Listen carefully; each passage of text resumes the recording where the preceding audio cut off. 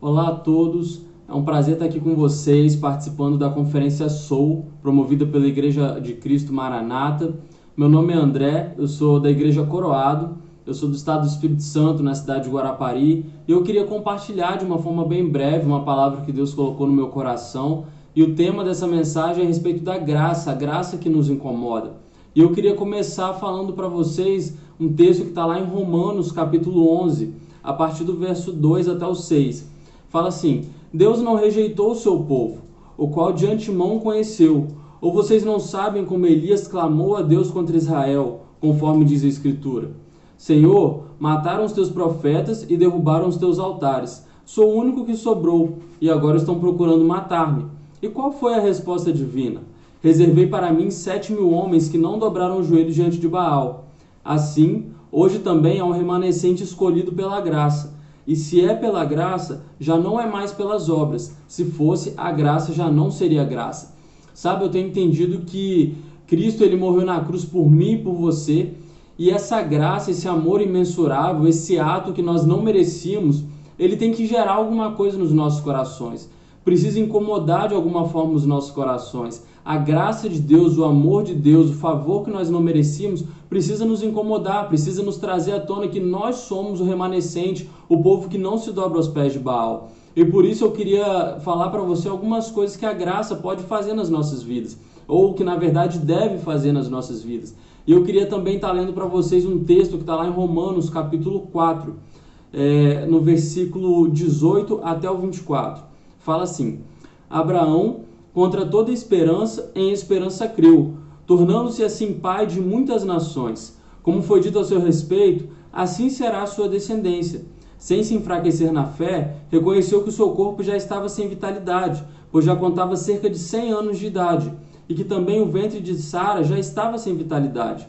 Mesmo assim não duvidou, nem foi incrédulo em relação à promessa de Deus, mas foi fortalecido em sua fé, e deu glória a Deus, estando plenamente convencido de que ele era poderoso para cumprir o que havia prometido. Em consequência, isso lhe também foi acreditado como justiça. As palavras "lhe foi acreditado" não foram escritas apenas para ele, mas também para todos nós, a quem Deus creditará a justiça, para nós que cremos naquele que ressuscitou dos mortos a Jesus, nosso Senhor. Eu tenho entendido que a graça, ela leva a nossa fé a um nível mais profundo. Abraão, mesmo em meio à circunstância, mesmo em meio às dificuldades, todos talvez pensavam que ele não seria capaz, ele mesmo assim não deixou a sua fé ser abalada. Mesmo assim, ele não foi incrédulo em relação à promessa de Deus para a vida dele. Sabe, talvez você na caminhada está enfrentando dificuldades, talvez você possa estar enfrentando desânimo, talvez durante esse tempo de pandemia, tantas coisas que nós temos vivido, tantas dificuldades, tantas pessoas passando por problemas sérios, tantas coisas que vêm para poder tentar abalar. Sabe, eu queria te dizer uma coisa: mantenha a sua fé fortalecida em Cristo, mantenha a sua fé inabalável em Jesus, porque esse é o desejo do coração de Deus, que você venha realmente permanecer firme nas promessas dele, venha realmente permanecer inabalável, que a sua fé venha ser uma fé fundamentada, uma fé firmada, que não vai se abalar pelas circunstâncias, que não vai se abalar pelos problemas do dia a dia. Sabe, mantenha o seu coração realmente focado naquilo que Deus tem para você. Entenda, a fé, ela tem que ser algo firmado em Jesus. A fé tem que ser inabalável. Entenda, mesmo em meio a tempo de pandemia, mantenha a sua fé profunda em Jesus. A primeira coisa que a graça faz conosco é aprofundar a nossa fé. A segunda coisa que a graça que incomoda ela faz com as nossas vidas é não só aprofundar a nossa fé, mas também contagiar. A graça de Deus, ela contagia. A graça de Deus faz com que nós venhamos sair da nossa zona de comodismo. Faz com que nós venhamos entender que os campos já estão brancos, mas às vezes faltam trabalhadores, faltam que nós venhamos nos posicionar diante de Deus. Faz com que nós venhamos talvez entender que pessoas ao nosso redor estão precisando de Jesus, talvez estão morrendo sem conhecer Jesus, e nós precisamos falar desse evangelho que transformou a nossa vida, esse evangelho que nos transforma a cada dia, que nos muda, que nos leva a realmente termos uma vida que vale a pena ser vivida, precisa ser contagiado, precisa contagiar outras pessoas. Não guarde isso que Jesus está fazendo na sua vida apenas para você, mas realmente mostre isso para as outras pessoas, contagie com o evangelho, fale do evangelho de Jesus para as outras pessoas. E a terceira e última coisa que eu queria falar para você a respeito do que o Evangelho pode fazer nas nossas vidas é que o Evangelho leva-nos aonde Deus deseja. Sabe, entenda uma coisa, a graça de Deus, ela nos leva onde Deus deseja. A graça de Deus, ela nos leva aos planos que Deus tem para a sua vida. Entenda, a igreja de Cristo em Atos capítulo 8, versículo 1, passou por um tempo de perseguição. Será que nós vamos precisar de um tempo de perseguição na nossa igreja para que nós venhamos entender a urgência do Evangelho?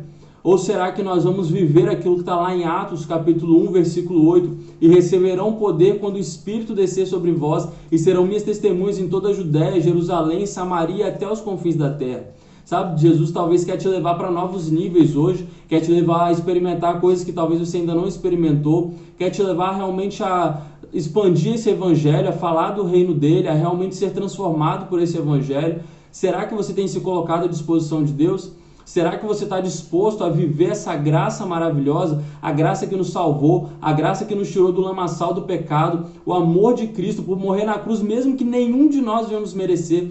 Essa graça que nos salvou, ela precisa levar a nossa fé a ser aprofundada em Jesus, precisa realmente contagiar as pessoas que estão ao nosso redor e precisa nos levar a viver os planos e os propósitos de Deus para a nossa vida.